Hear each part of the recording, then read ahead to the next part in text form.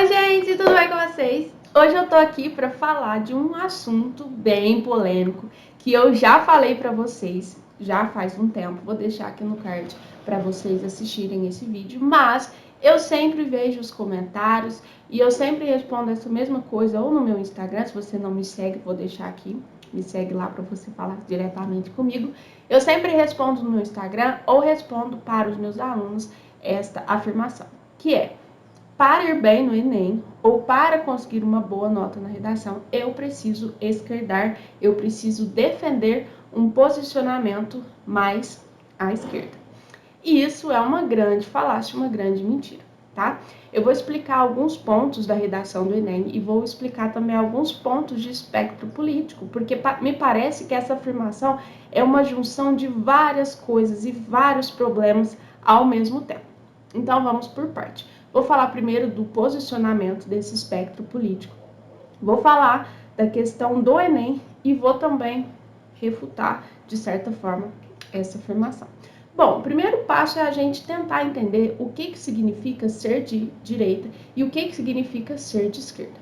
Bom, basicamente, os dois espectros políticos olham a sociedade, os problemas sociais, de uma forma diferente. Por exemplo, um espectro mais à esquerda entenderia que vários problemas sociais são causados pelo Estado e o Estado teria que regulamentar, teria que criar medidas para resolver este problema. Este problema sendo resolvido, então, dentro de vários outros mecanismos e ideologias dentro do pensamento de esquerda. O pensamento de direita, por outro lado, também vê os mesmos problemas, mas propõe formas diferentes de solucionar. E é onde estão os dois espectros políticos. Ambos veem o problema, por exemplo, corrupção. A pessoa de direita, a pessoa de esquerda, elas veem esses problemas. Só que o que cada uma propõe para resolver é diferente. Às vezes totalmente opostos, às vezes complementares, enfim. Mas ambos os lados veem os problemas sociais. Então vem a pobreza, vem a questão da corrupção, vem, por exemplo, a questão da criminalidade, só que cada um enxerga este problema de uma forma diferente. Nenhum destes lados nega a existência desse problema, porque se você está negando, você não está nem dentro nem de um nem de outro, você está fora, né? De certa forma, um pensamento mais ou negacionista ou fora desta realidade. Você tem um outro espectro, uma outra perspectiva. Beleza. Então, dado esses dois lados, nós temos o Enem. O Enem traz sempre problemas sociais. Ele não traz problemas de esquerda, problemas de direita. Ele traz problemas que existem no país. Aí você fala: ah, Betânia, mas eu não acho que existe esse problema. E aí a gente está falando outra língua. Por quê? Porque o próprio INEP, para fazer um texto argumentativo, os textos motivadores são uma espécie de dissertação argumentativa. Porque o INEP diz lá: violência contra a mulher, a persistência da violência contra a mulher, jogou um problema social que não tem nem lado direito nem esquerdo. Não tem. É um problema que existe. E aí ele coloca 4 textos motivadores justificando por que aquilo é um problema. Por que aquilo está no Enem. Os textos motivadores, eles estão ali muito além de ajudar o aluno. Eles estão ali para mostrar que aquilo é um problema. Por exemplo, o primeiro texto traz a definição, depois traz um especialista falando, pode ser um delegado, pode ser um estudioso da área, pode ser um filósofo, pode ser um sociólogo. Depois traz dados estatísticos, geralmente do IBGE ou de alguma pesquisa, traz o censo do IBGE para fundamentar, para explicar aquele problema. Então, o INEP traz vários trechos e fatos que comprovam que aquilo é um problema. Se você quer dizer que aquilo não é um problema, aí você vai precisar também justificar. O que acontece é que muitas vezes as pessoas acham que opinião é argumento. Argumento é opinião justificada. Você dizer violência contra a mulher não existe e é isso, isto não é um argumento. Você não vai pontuar na competência 3 de argumento. Você não vai pontuar num texto dissertativo argumentativo, porque você nem está justificando. Você diz que aquilo não existe com base em quê? Me fala, com base em quê? Em vozes da sua cabeça? Com base no vento? Não, você tem que dizer com base em quê? E aí você cria um argumento. Então a pessoa, pode ser que a pessoa, né, este alecrim dourado vai lá e diz que a violência não existe e não explica por quê. O que vai acontecer com a nota dela? Mas este problema pode ser solucionado de diversas formas. Pessoas com pensamento de esquerda irão propor medidas diferentes para solucionar a violência contra a mulher. Pessoas de direita vão pensar, não, na verdade esse problema é assim, assim, vamos fazer assim, assim, vamos tirar a intervenção do Estado, porque um dos focos que divide, né, estes posicionamentos é o Estado, o papel do Estado na sociedade e na economia. O pessoal de esquerda tem um pensamento de que o Estado deve intervir mais, o pensamento de direita que ele deve intervir menos. Então, como que cada um propõe uma forma de solucionar o problema? Este é o foco. Então, você pode abordar num tema sobre violência, sobre corrupção, sobre desmatamento dentro de um espectro de direita, desde que você saiba qual que é ou quais são os fundamentos para resolver aquele problema. No fundo, todo problema é causado, de certa forma, pelo Estado, pela sociedade, por uma negligência, enfim. Aquele problema existe. Como nós vamos solucionar?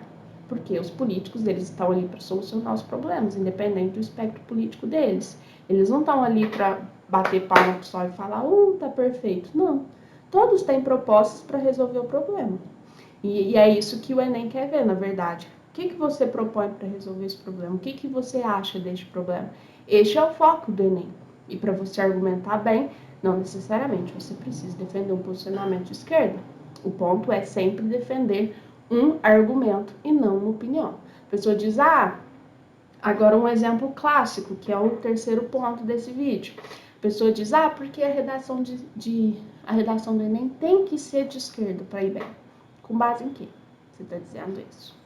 Com base em quê? Quais são os dados, fundamentos que justificam essa sua afirmação?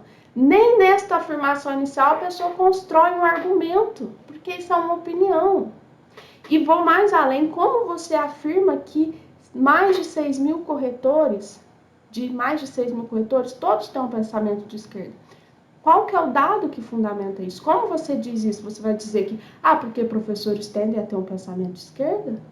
Qual que é a base até para essa segunda afirmação? Por exemplo, numa escola, 12 professores discutem porque nem eles têm o mesmo posicionamento político. 12. Imagina 6 mil que nem se conhecem, você nem sabe onde eles estão, em qual estado que essas pessoas estão. Você não sabe. Como você faz afirmações de algo ou de uma pessoa que você nem conhece? Qual é o dado que fundamenta isso? Ou você quer dizer, ir mais além, que é mais problemático ainda, que todo professor é de esquerda? Todo professor é de esquerda? Com base em que você está afirmando isso? Então, no fundo, você vai puxando um fio quase impossível de se chegar. Por quê? Porque para você fundamentar uma afirmação dessa, é praticamente impossível, porque você não tem dados suficientes, não existem pesquisas suficientes para provar isso. Então, é um tiro no próprio pé.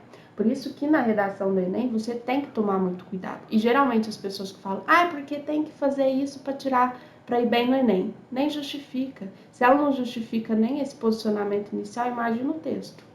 Não vai ter argumento nenhum, vai ter uma sequência de opiniões, a pessoa vai perder ponto, porque o corretor está avaliando exatamente o argumento, não a sua opinião, porque a opinião é subjetiva e a opinião não se discute, o que se discute são argumentos, porque a opinião é o que você acha sem precisar justificar. Eu não gosto de fulano. É a sua opinião, você não precisa justificar. Agora, se você quiser tornar isso um argumento para outra pessoa, realmente eu não gosto do fulano, você vai dizer, eu não gosto do fulano, por quê?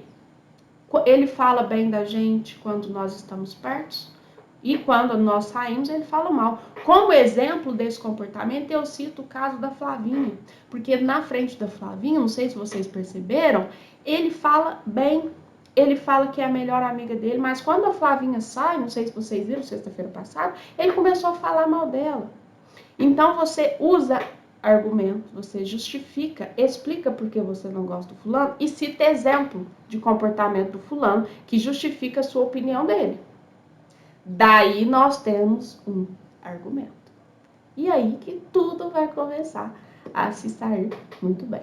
Então, este é um vídeo, pode ser visto como polêmico, talvez, mas enfim, é necessário falar sobre isso porque é realmente perigoso sair afirmando esse tipo de coisa, e aí as pessoas vão colocando isso na mente de que tem que fazer isso, tem que falar isso, porque senão não vai dar certo, não sei o que, não sei o que. E na verdade não, você só precisa defender um posicionamento, tá? Qualquer dúvida, deixa aqui nos comentários.